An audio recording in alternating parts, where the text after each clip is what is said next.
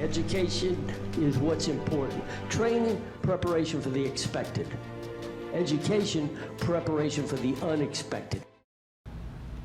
To help give context to the unfolding evacuation efforts in Afghanistan, as well as background on the tragic attack on Kabul base yesterday, which resulted in the loss of several American service members and many dozen more Afghans killed and wounded, the Krulak Center for Innovation and Future Warfare and the Middle East Studies Office at Marine Corps University offer this special episode and interview with Dr. Amin Tarzi, Director of Middle East Studies at Marine Corps University and the Krulak Center. As with all of our broadcast episodes, all opinions expressed here are those of the individual and do not necessarily reflect the views of the Krulak Center, Marine Corps University, United States Marine Corps, or any other agency of the U.S. government.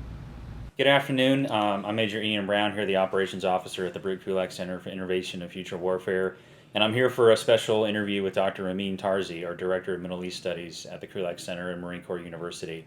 He's going to give us some context about the group behind the horrific attack yesterday at the Kabul airport, the Islamic State of Khurasan Province, or ISKP. And he's going to give us some information on their background and help give some context about what this group is, what their goals are in operations, and additional items. So, Dr. Tarzi, thanks for taking the time out to have this discussion. And then first question is really, what is this group, where do they come from, and sort of what is their ideological framework in this? Thank you, Major Brown. Before I say anything about ISKP, I want to say I was once an enlisted Marine myself. I want to just say that our hearts go to the Marines we lost and the corpsmen, and if any one of them is listening, condolences to their families and to the entire Marine family and the United States Armed Forces and our people. This is it's about them and about our country. ISKP, or as you said, Islamic State in Khurasan Province. Let me first say that there's a lot of misunderstanding about the name even.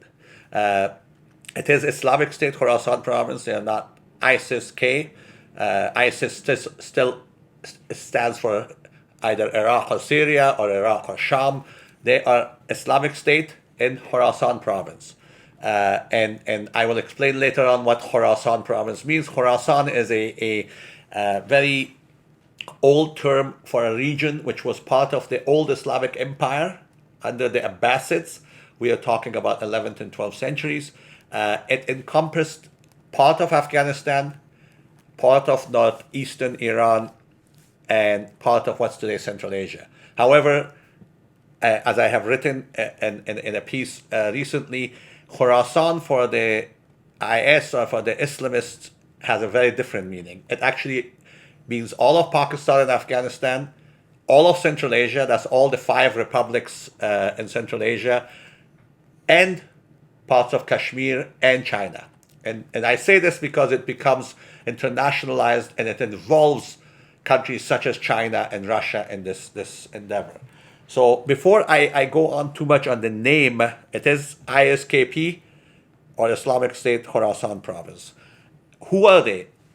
They are by name an affiliate of the Islamic State that came out and first in Iraq and then expanded in Syria. Open questions, first of all. We really don't know how much there is coordination between what is left of the Islamic State, either in Syria or in Iraq, and ISKP between the border area of Afghanistan, Pakistan. This is question one. But let's say who they are, what we know about them. They come into the surface in 2014 in eastern Afghanistan, specifically in the provinces of Kunar and Nangarhar, right on the Pakistani border. Who are the individuals? I would say the beginning of them is a number of disgruntled Taliban who were not happy with the Taliban as a whole. Let's not forget that 2013-14 is a very, very sensitive time in the Taliban history. Their leader had passed away, and this is the time that we all know that Mullah Omar is dead. There's a lot of rifts within the Taliban.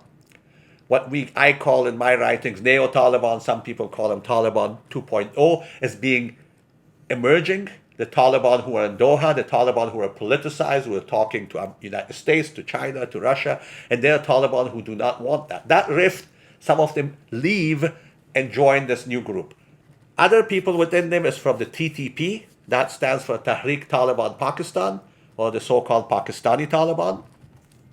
Others among them, within them, is part of Lashkar-e-Taiba, another Pakistani-based, very militant Sunni organization. They have Harakatul Mujahideen, another Pakistan-based anti-India organization, and also smaller groups like Tahrir-e-Khilafat wa Jihad, Jundullah, which is a Sunni organization, was fighting for Baluchistan in Iran against the Shias. And also it has elements from the Uyghurs in China, Eastern Turkestan movement, and IMU, which stands for Islamic Movement of Uzbekistan. All of them came under the umbrella of ISKP, Islamic State, Khurasan Province. Now, this is the background of this group, and they actually, for a while, between 2015 and 2016, hold territory, mainly in Konar and Nangarhar and Achin, and for a short while in northern Afghanistan, because of their affiliations with the IMU, the Uzbeks and the Uyghurs, and Chechens as well. So I can say in the summer of 2015, U.S. Army General John Campbell, who was the commander of U.S. forces Afghanistan at the time, said, and I quote, ISKP had become, quote, operationally emergent in Afghanistan. So they became operational according to official U.S. documents in the summer of 2015. Mm-hmm. And you may recall that the U.S. actually used later on in 2017 the GBU-43B, the massive ordnance air blast against them for the first time in Nangarhar. So this is the early background of this in a very brief way. Great. That's great for getting us into the where we are today, I guess. So sort of as you describe it, there's a lot of different components and groups in here. Is this a loose organization that sort of does their own thing under the same name, or is this actually a robust integrated group that has certain capabilities? And if that's the case, we've obviously seen just now they have the capability for suicide bombings and causing mass casualties attacks, but what other capabilities do they potentially have? Okay, I will answer. This is a crucial question as we move forward. The question of capability. Let me answer your second part of your question first. Yes, they have capabilities for destruction. Actually, their first targets were the Taliban. And when you hear today in the U.S. or elsewhere people say, well, the Taliban and the ISKP were enemies, that is correct. Where it's not correct is there are elements of Taliban that are still more closer in ideology with ISKP. So this is a key differentiation that when we say Taliban and ISKP are enemies, yes, but there's a huge but. I'll get to that part of it. Capabilities, they actually started by blowing up Taliban targets. They also, like their parent organization, or at least the organization they emulate, ISIS in Iraq and Syria, they like to show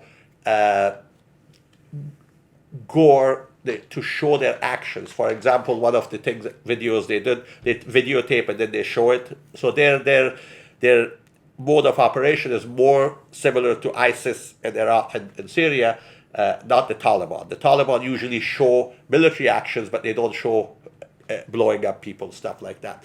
So, for example, when they caught some Taliban elders and leaders in Nangarhar early on, they tied them up on bombs and blew each one up and put it on a videotape. So they demonstrate violence, and this is how they conquered some of their territories and they took control.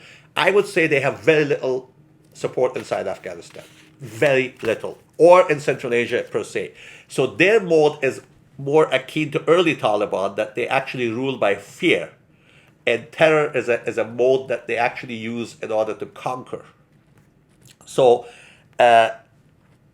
operationally, yes, and as we saw, unfortunately, with the victimization of almost 100 Afghans and more than 10 of our service members.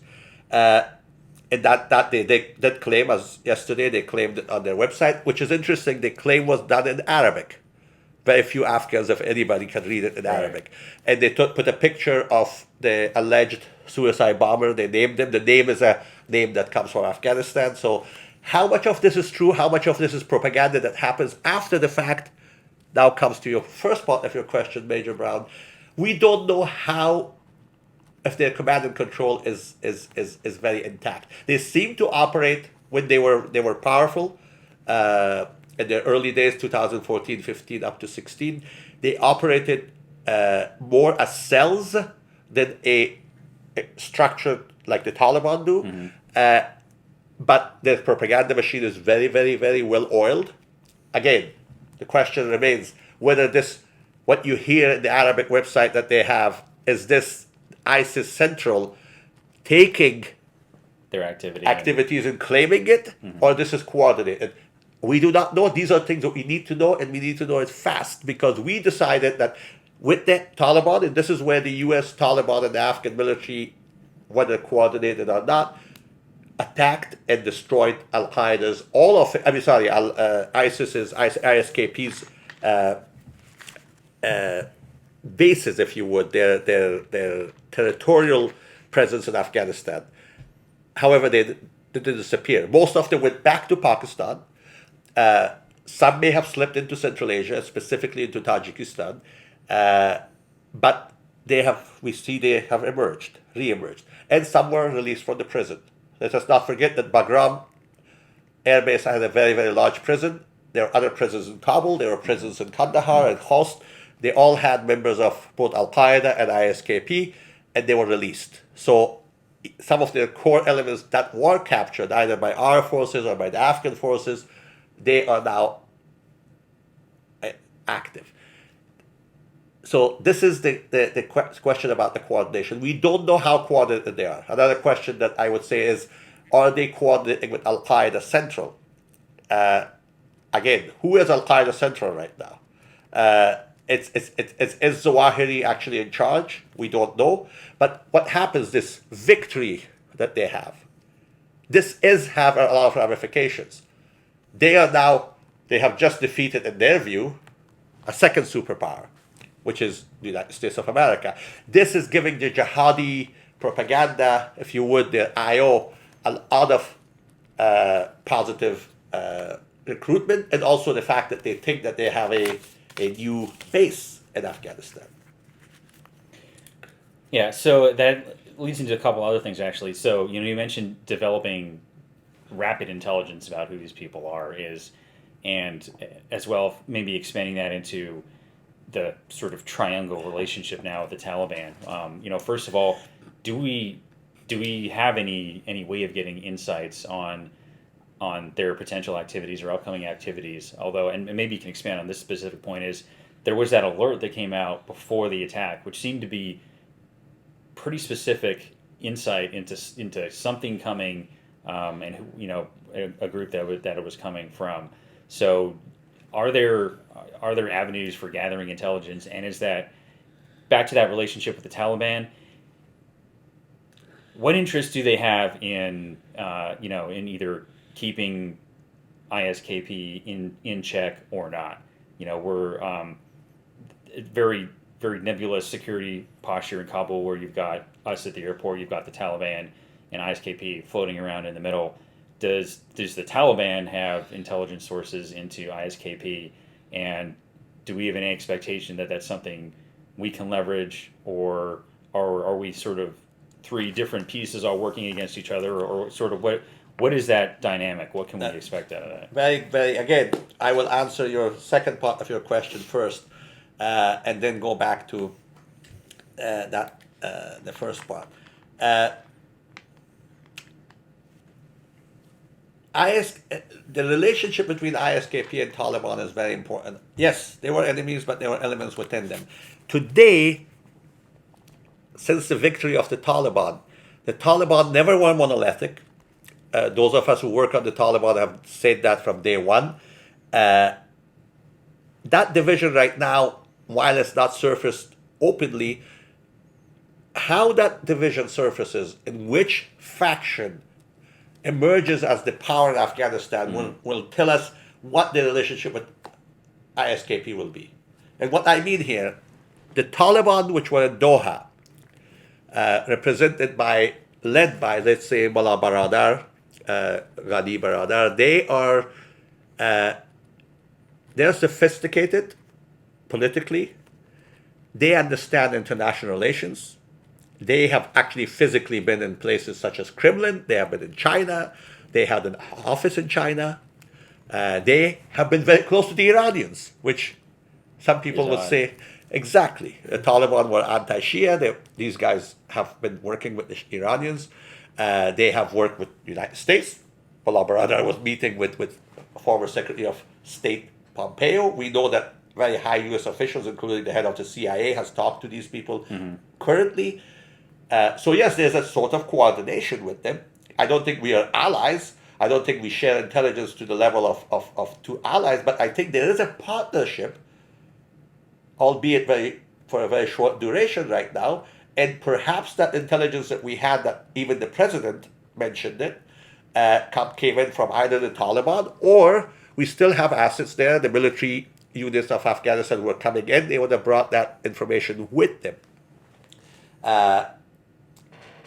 The Taliban as a whole, the Taliban that are in Kabul right now, they do not like ISKP. There are various reasons. Number one, the Taliban want to rule Afghanistan, and they want to have recognition with the outside world.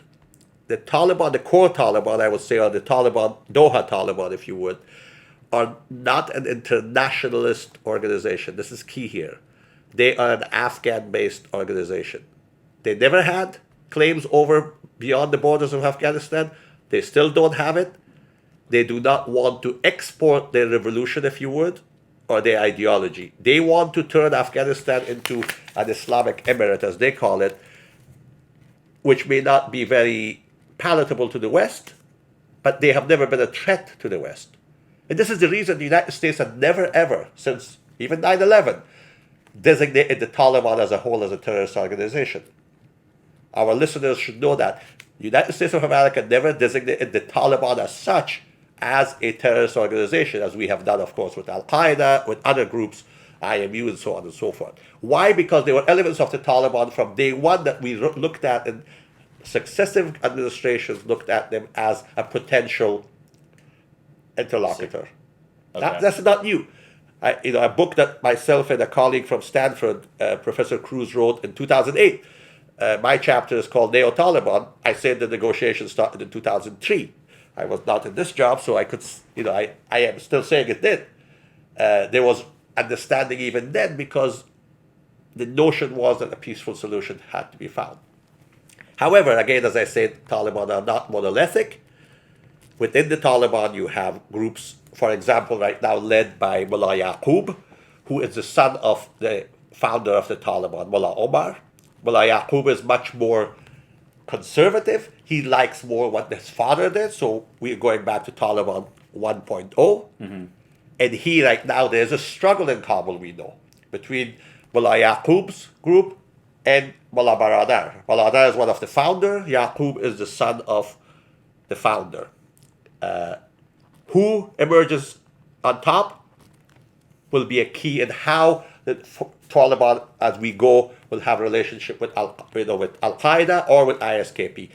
Another element that's very important, and you see their faces in Kabul, is the Haqqani network.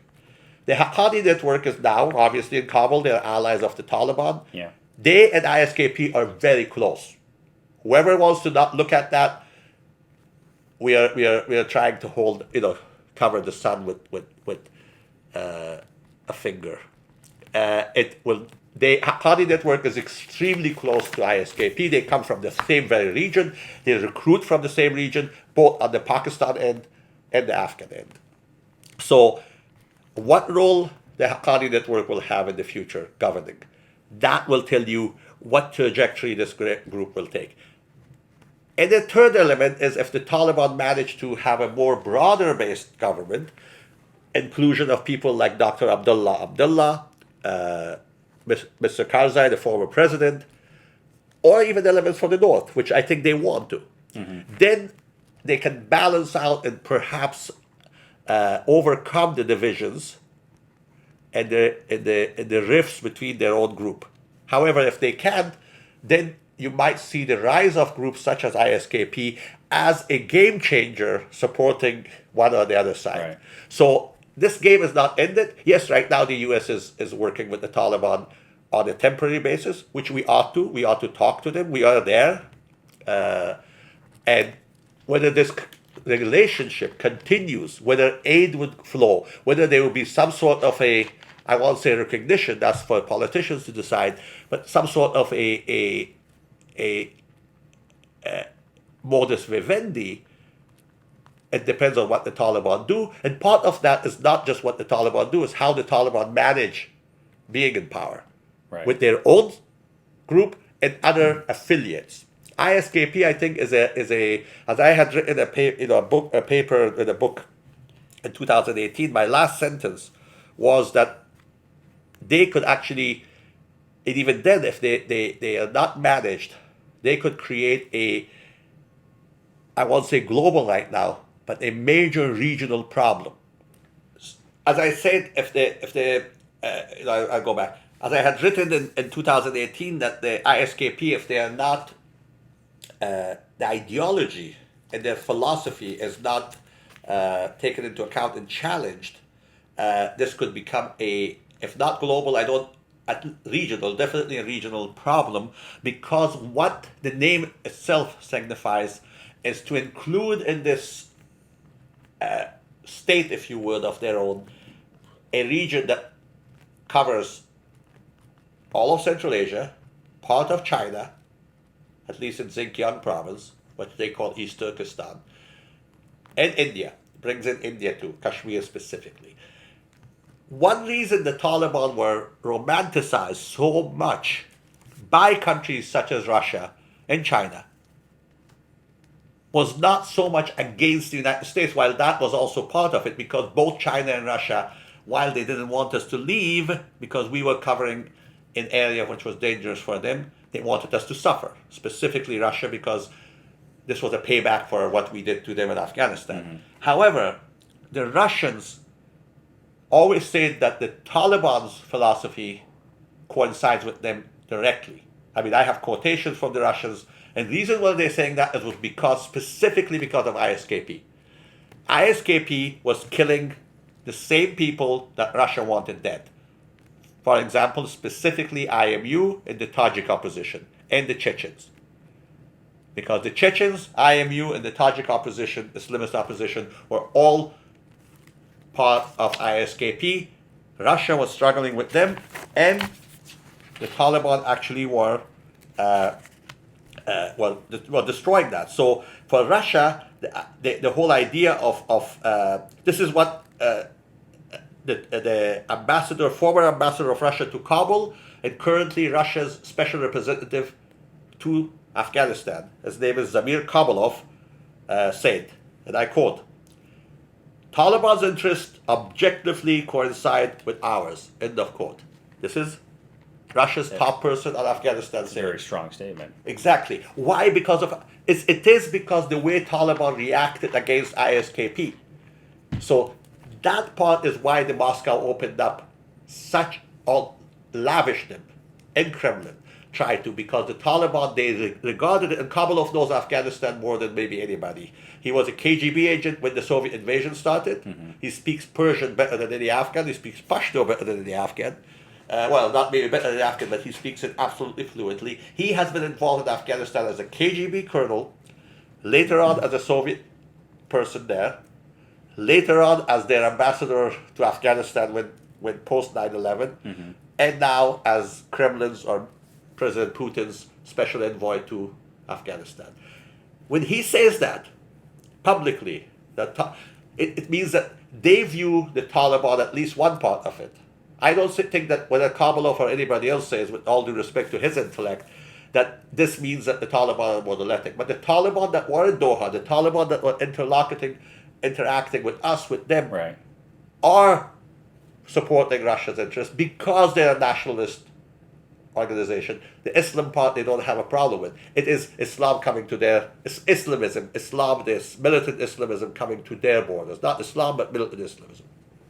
Now, China has the same issue. The Taliban killed people who were trying to support the Uyghurs, which the Russians right now are, I mean, the Chinese are putting in training camps. They are putting everybody in very inhumane situations, but the Taliban were supporting that. Thus, they opened a office for the Taliban in Urumqi, which is right in Xinjiang. So you see that this has become an international, and if we want to talk about in the PME world, everything is looking at the major power competition. China and Russia are much more involved right now, and as we're leaving, the United States is leaving, they will become more involved. And how the Taliban react, I think they will try to. And we may want to work, and I'm saying this as a private citizen, we want to work specifically with Russia, and maybe with China as well, to work to stabilize that region that now we have left.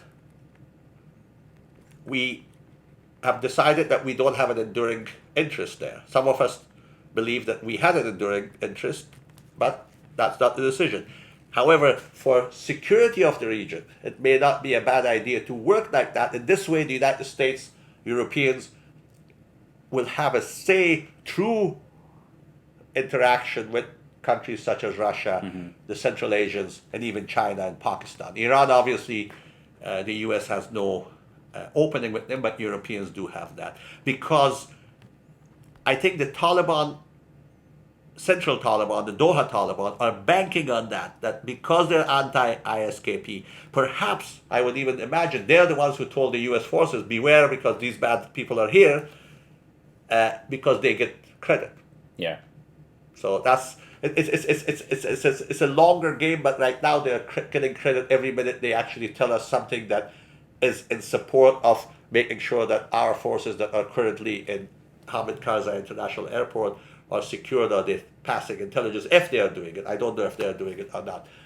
Your last part of the question, whether or not we will have that asset to do it directly, I answered part of it to you. I think, yes, over the horizon exists, but over the horizon in a landlocked country is much harder than having it over horizon in, let's say, Somalia or Yemen, where we can interdict from a ship. Now, here, when we don't have the intelligence, this is why I argued with a Marine officer, general officer last year, that we have enduring interest in keep at least one base for intelligence gathering, for landing rights. That did not happen, so that's spilled milk. It's over. Now we need to do is, if you do over horizon without human intelligence on the ground, without allies, which right now are defeated, there are refugees here now coming. How are we going to do that with not, at the southern end at least, Iran of course is not an ally, and Pakistan is not going to be, Pakistan's acquiescence to allow us unfettered access through their airspace would depend on how we deal with the Taliban. Right. So there will be payments to be done, as we have done it throughout the last 20 years. There is a way to go through Central Asia, but you are a pilot, getting to Afghanistan through Central Asia is you have to cross at least 4 countries in an international body of water where Russia has a lot of assets in, which is the Caspian. It becomes very difficult. Yeah. So. Okay, so then I kind of have two different questions on timeframes now. So I guess I'll start with maybe the longer one, and then we'll come back to present day and immediate concerns. So, mentioning how, Russia and China would want to work with the Taliban to stabilize the region because they have various interests there. What are the implications there, or the expectation for the Taliban to do things with other countries who are not Russia and China, like say ourselves or European allies, to not give us a reason to go and impact that stability? And because one of the main concerns now is resurgence of groups like Al-Qaeda, who have a previous relationship with Taliban, and Afghanistan becoming another place where they could reorganize. So if there's a interest in stability for there from the Russian and Chinese perspective, would the future Taliban down the road, if that faction that's interested in stability maintains its hold, would they try and keep that resurgence from happening, or is that something where they would let it blossom enough to cause us a problem, but not so much that we might want to come back and do something about it? How does that work? Okay, this is looking at, from my research on the Taliban since their birth. I think the current Taliban in power, I call them the Doha Taliban, they want to actually keep a good relationship with the United States. And I think they are sincere on that one part of the agreement they signed with Secretary Pompeo last year in February, is that they will not affiliate with Al-Qaeda or ISKP because it's not in their interest. First, ideologically, they are not the same. Secondly, they know they cannot run the country. They tried it last time, they couldn't. They need funding, whether it's U.S. direct funding or U.S. funding through international organizations, UN, so on and so forth, NGOs, and they need recognition. They know they cannot get recognition globally without the U.S. and Europeans on board. So they will uphold that if they can. That's the big question. And here, this is what I said. I think on this one, we can play a leading role while we are not there, working with countries such as Russia, all the Central Asians, and even in China. The question is, that of course gives legitimacy to the Taliban. So, but we legitimized the Taliban the minute we signed that agreement in February with them. We delegitimized the government of Afghanistan and legitimized the Taliban when we signed that peace agreement last year with them. So we already did that. They didn't uphold any of other part of that agreement, which was peace talks with the Afghans. They're doing it now without us, which is kind of ironic. Or ceasefire. They didn't do those two. We didn't seem to care at the time. But they upheld that and are upholding it as we speak. Can they do it? Can they even hold power? Or there will be a civil strife between different Taliban factions? That, or people like ISKP, that of course is to be seen. Afghanistan has seen a lot of that happening. The Taliban, when they came early on, they had very swift victories. They control now much more of Afghanistan than they did it. However, they didn't hold it. They couldn't hold it. So they know that. These are the same fighters. They're older. Most of them are more mature. So that depends on what the U.S. would do. What the Europeans and the United States, the Western countries would what would the Taliban do that we will support them? That is, I think, the only thing. However, because of all what you hear right now, human rights will have a say. Human rights here means not that Afghanistan will have free media. Afghanistan had the freest media from Morocco to the border of India, with the exception of Israel. Is that why we went there? No, but that was achieved. So people who say nothing was achieved, I think you have to look back. I'm not saying that was the goal we went to Afghanistan, but those were achieved. Those may not last. Although right now they're still allowing Tolo Television, Pajwak News Agency to still report. How long they will do it, who knows? But if they allow women's schools to be open, with, of course, covers, there are other countries in the Middle East which women are going to school, but they are covered. Yeah. So, I think you'll see a support, maybe even recognition, as long as that one key happens, which I don't think that's a bad thing. Right now, we decided not to be there. We took the only asset we had, which was our military intelligence asset, out. If the Taliban behave good enough, but they uphold that one issue, which is keeping Al-Qaeda and ISKP and groups such as that at bay, or at least fighting them, or at least working with us, sharing intelligence, whatever, I think they're going to get support from Europeans. May not be very open, they may not be very cheeky, if you would, but there will be support. That's what I predict. However, the big question is, can they do it? Yeah. It's not the willingness, but can they do it? Yeah, and so my second question, then going back to kind of more the present day, and that ties into the can they. there's still, obviously real concern in the immediate sense that ISKP is going to, attempt something else, and there seems to be, again, very specific messaging and warnings for the people in Kabul and around the airport that there's the potential for this to happen. So, can we expect to, see other attempts? As ISKP, they've had, this from an information perspective, they just got a big win, right? They're probably going to want more, especially as we get closer to final departure. The window is closing for them to gain more of those information wins. So, can we expect more attempts? And then, do you think their ability to execute or not is going to be an indicator, one of both Taliban will as well as Taliban capacity to stop them from doing that? Yes, my view is that we are, I'm sure, I'm certain of that, be extremely cautious of what's happening, because while they took credit for killing what they call is the collaborators, the killing of the Americans for them, they have never been able to kill an American, and now here they have, a very large number of Marines and Navy corpsmen. That is a huge win for them. Mm-hmm. They will try to do that because they know what that window is closed. Getting American targets will become very hard for them. That stated, let us say we hopefully do this evacuation without any American, and I say here American, not the Afghans, do not matter, American casualties, then the ISKP will go for their second tier targets. And that would be people who are left behind. Unfortunately, now they're very known because they know who's holding their passports in their hand and trying to get out. Mm-hmm. That will be a secondary target for them, but even that will not create a major rift with the Taliban until they go after the Taliban themselves. And that's when the strength, if you would, or the political maneuverability and the military coordination of the Taliban will be seen when they are actually attacked directly, which I think they will be. ISKP is not going anywhere right now.